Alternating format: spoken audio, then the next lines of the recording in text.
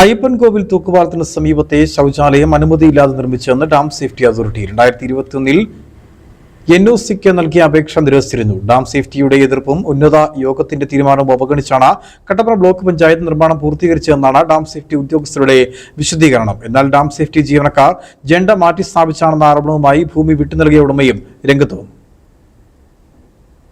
അനുമതിയില്ലാതെയാണ് അയ്യപ്പൻകോവിൽ തൂക്കുപാലത്തിന് സമീപം കട്ടപ്പന ബ്ലോക്ക് പഞ്ചായത്ത് ശൗചാലയം നിർമ്മിച്ചെന്ന dam safety അതോറിറ്റിയുടെ വാദം പൊളിയുകയാണ്. കളക്ടറും ജില്ലാ വികസന കമ്മീഷണറും ഉൾപ്പെടെ സ്ഥലം പരിശോധിച്ച് അംഗീകാരം നൽകിയതാ. ശൗചാലയം നിർമ്മിക്കുമ്പോൾ ജെണ്ട നിർമ്മാണ സ്ഥലത്തിന് പുറത്തായിരുന്നുവെന്ന് ഭൂമി വിട്ടു നൽകിയ പ്രദേശവാസി ശശി പറയുന്നു. ശശി സ്ഥലത്തില്ലായിരുന്ന സമയത്ത് ഉദ്യോഗസ്ഥർ ജെണ്ട മാറ്റി സ്ഥാപിച്ച വിവാദമുണ്ടാക്കുകയാണെന്നും ശശി കുറ്റപ്പെടുത്തി. നമ്മൾ ഈ കെട്ടിടത്തിന്റെ വെളിയിലാണ് നമ്മൾ കളക്ടർ, സബ് കളക്ടർ, ജില്ലാ ഓഫീസർ എല്ലാവർക്കും കൂടി അന്ന് പോയി ബോധ്യപ്പെട്ട് സ്ഥലം അത് ഞാൻ എന്നെ സംബന്ധിച്ച് ആവശ്യമുള്ള സമയത്ത് ഈ ഇയാൾ പുറകെ കയറ്റി രണ്ടായിട്ട് പുറത്താക്കി. ഇതാണ് സത്യാവസ്ഥ. അവരിത് കൃത്യമായ ഒരാളല്ല നടത്താനും. എനിക്ക് പൈസ ഇല്ലെന്ന് ഞാൻ കോടതിയിൽ പോയി. ഞാൻ ആവശ്യം പോയി മറ്റു വേണ്ട പൈസ കൊടുക്കുന്നതാണ്. ഞാൻ കോടതിയിൽ പോയി.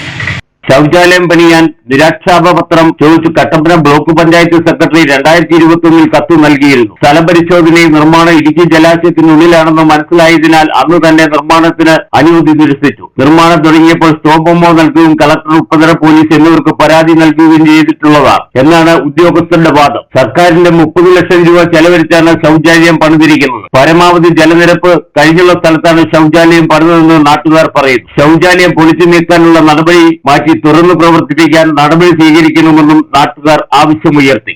അയ്യപ്പൻകോവിൽ പഞ്ചായത്തിൽ തൂക്കുപാലത്തിനോടടുത്ത് ശൗചാലയം 30 ലക്ഷം രൂപ മുടക്കി പണിതിട്ടുണ്ട്. ഇതുവരെയും അതിന് അനുമതിയായിട്ടില്ല. കളക്ടർ അതിന് റിപ്പോർട്ടെല്ലാം കൊടുത്തതാണ്. എന്നാലും ഡാം സേഫ്റ്റി അത് തടഞ്ഞു വെച്ചിരിക്കുകയാണ്. അടിയന്തരമായിട്ട് അത് തുറന്ന് പ്രവർത്തിക്കാനുള്ള അനുമതി ഉണ്ടാവണം. അവിടെ വരുന്ന ലക്ഷക്കണക്കിന് ആളുകൾക്ക് അത് ഗുണകരമാകുന്ന ഒരു ശൗചാലയമാണ്. അതുകൊണ്ട് അടിയന്തരമായിട്ട് തുറന്ന് പ്രവർത്തിക്കണം.